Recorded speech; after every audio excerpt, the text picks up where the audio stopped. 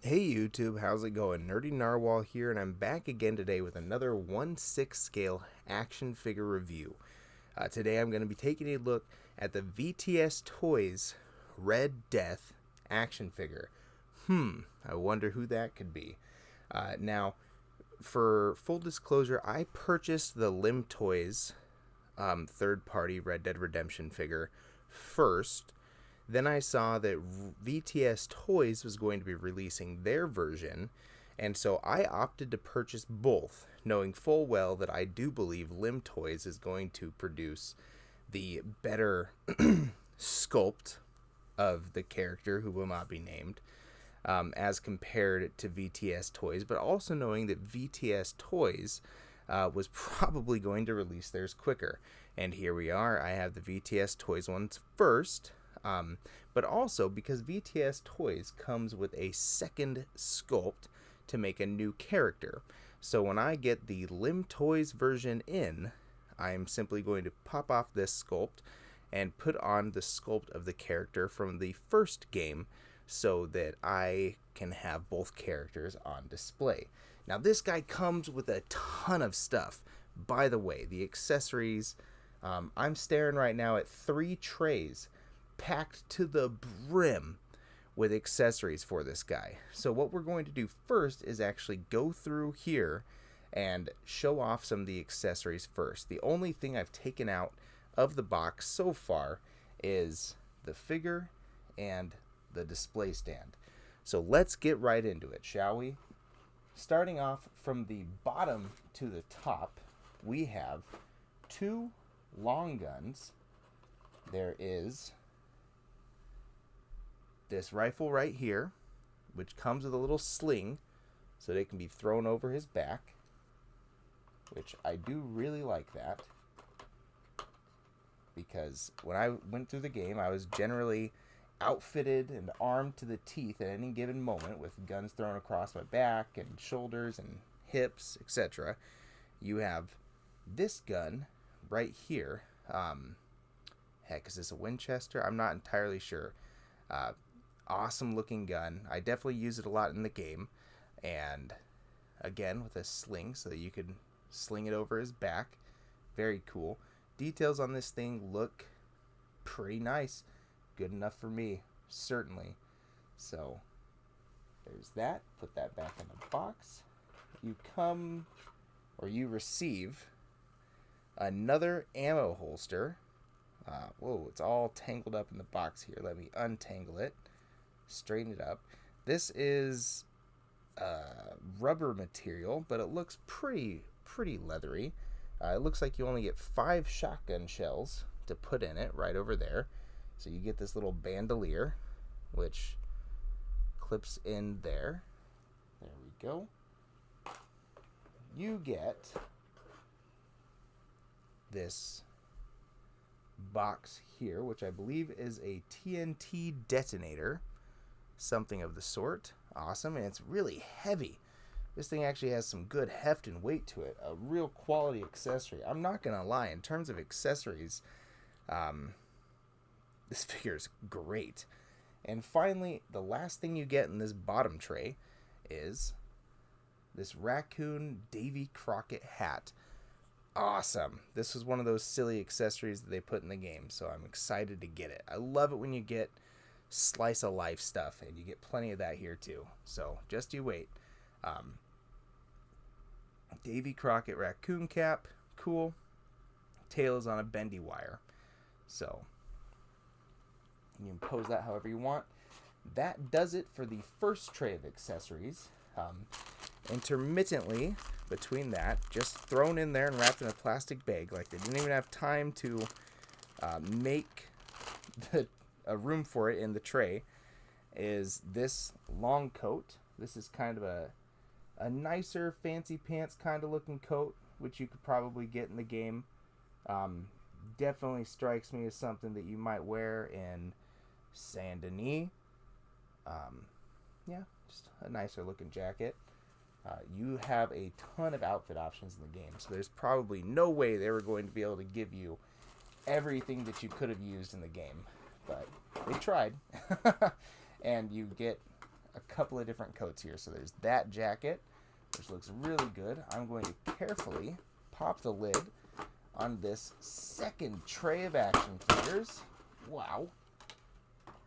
And this one comes with a ton of smaller accessories too. So it looks like you get this little teeny tiny thing. I wonder if you can see if I hold it right up close to the camera there. Having a tough time focusing. I'm probably not holding my hands. Let me read it. It says standard strength. I think this is a packet of cigarettes. You get a little Bowie knife. You get a little pouch to put that knife into. Great, I really like that. It's not pleather. It's actually just a pretty stiff plastic. So that'll be easy to slide onto the belt and accessorize him with, which is what I fully intend to do. You get a little bow, which does kind of work with a very stiff waxy string on the back here. Again, just simple plastic.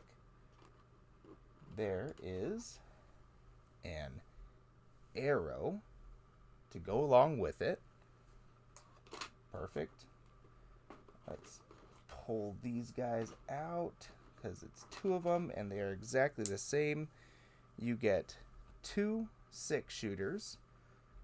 Both of these look good. They are absolutely essential accessories for the character. So awesome. And this one's going to be trickier to get out. There we go.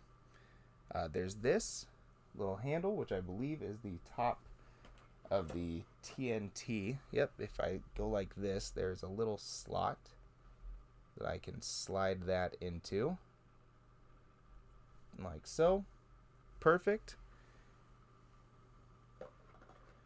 And we're just going right down. You get 2 holsters, and they are different, so let's show them off. This one hangs a bit longer off the hip there, and this one is up tighter around the hip. So one goes on the right, one goes on the left, I believe, for this character. Now we're getting into some more of the slice of life stuff that you can do in the game. Here is a little pouch.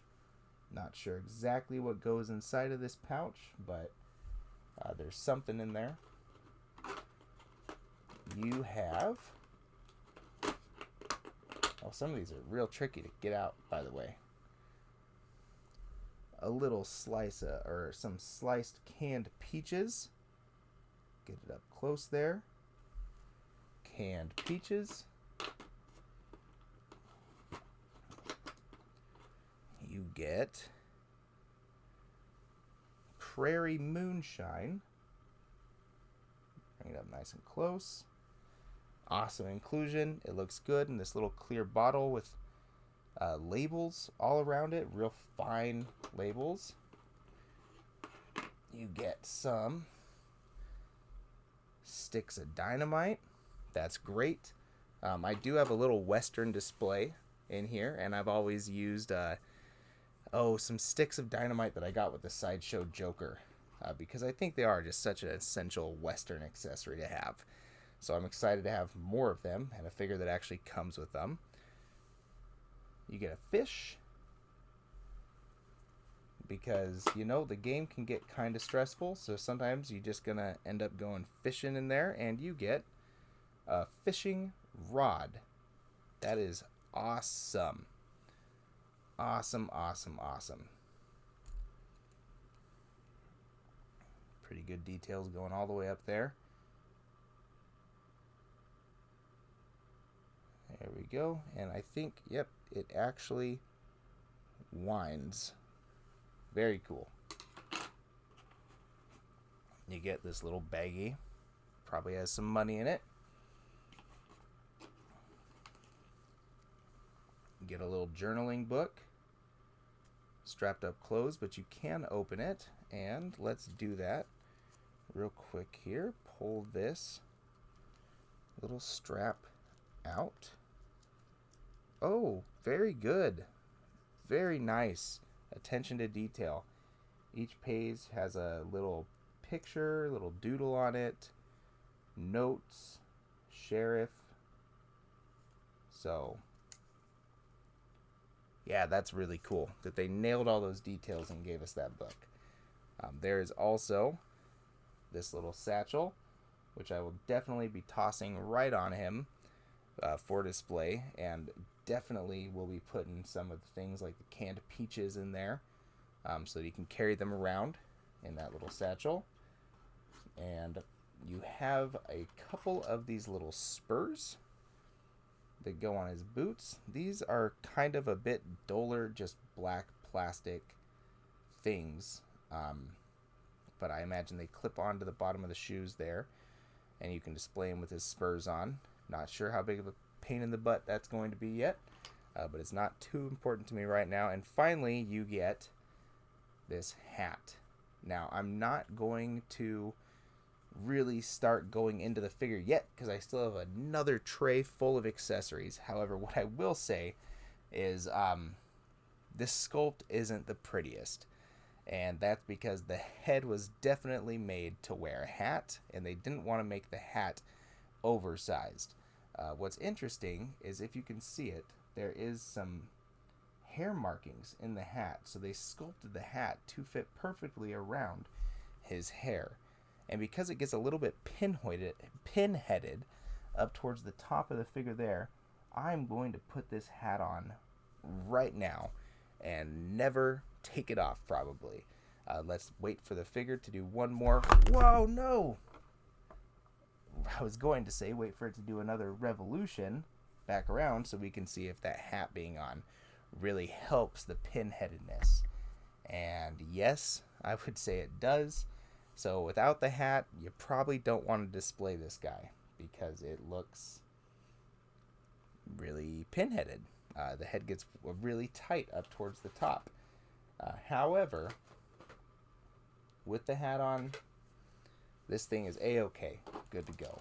And we have polished off our last of the accessories tray, and we are now into the top portion. Now, before we get there, in another loose baggie, you get another coat. This is a much warmer winter coat, which I believe you're wearing in the very start of the game. So that looks pretty nice to my eye. Awesome. Have another coat and another option for display. You get 2 bandanas. This one is... maybe this one isn't a bandana. So this one, there's a knot tied up at the top and 2 loose hanging fabrics going down, and I'm honestly not sure what this one would be for. Can't seem to think about it right now. Can't seem to recall. This bandana is nice. There's no knot or anything to futz around with. It's just one piece with a nice stretchy sort of back there to slide it on over the head sculpt. Pull it up over the face, pull it down around the neck as you see fit. We get some ungloved hands. There's a trigger finger hand and a gripping hand. Both do not shirk on the details. Lots of vascularity in there, and it looks pretty good to me. You get the gripping sort of hand that he comes wearing right out of the box. There's this grippy gloved hand, and there's this grippy gloved hand. I opted to give him the right trigger finger and the left relaxed hand. However, you can give him a left trigger finger as well and a right relaxed hand. One thing that I thought was kind of interesting was they didn't give him a pair of closed fists. Now, I would not have ever used the closed fists in my display anyways, but he was kind of, or at least in my playthrough, I guess, he was a tough guy. He was the enforcer, so he did engage in fisticuffs quite a bit. He'd rough folks up. So I'm a little bit surprised that they didn't include fists for you to display him with if that's how you wanted to do. And last but certainly not least, you get a second head sculpt of the character from the second game. And there it is right there. Again, it's a bit of that pinheaded sort of look. Let's get up and close. But this is definitely the head sculpt that I will be displaying the figure with once the Limb Toys figure comes out. If the Limb Toys figure ever does come out. Let's pop the hat off of Arthur real quick. Pop it on to this guy. There we go. It looks just fine to me with that hat on. You've got the scarring. You've got a little 5 o'clock shadow. And that's well enough for me. This figure costs like $180, so it's not that expensive for a 6 scale piece, or even a 6 scale unlicensed piece that comes with this absurd amount of stuff. So I'm on cloud 9 right now with this figure. I am absolutely loving it. I can't wait to get both versions in and just have an immense slew of accessories. Real quick here, I'm going to move this figure forward. I'm going to turn off the rotating display base and get in to the articulation of the figure itself. So this hat, even though it's sculpted to really fit the hair, it does sit on there super loosely and wiggly. So it's not tight with friction at all, which means you can move it to the back of the head, move it forward a little bit, do what you need to do. However, it will fall off quite easily. So do make that known. Now, this is a VTS Toys piece, which means it's going to be on your standard Damn Toys 6 scale body, which we've looked at before in Sekiro and the Bloodborne Blood Hunter figure. So let's hop in to the articulation scheme. It's not going to be anything you haven't seen before. The arms rotate up about there with the restrictions of the jacket, which is totally fine by me. You have a nice double jointed elbows. The joints on this guy are tight and good. That'll get you up to about there. You have some rotation in there at the top of the bicep. Works great. Hat's gonna come off. Hat's gonna come off.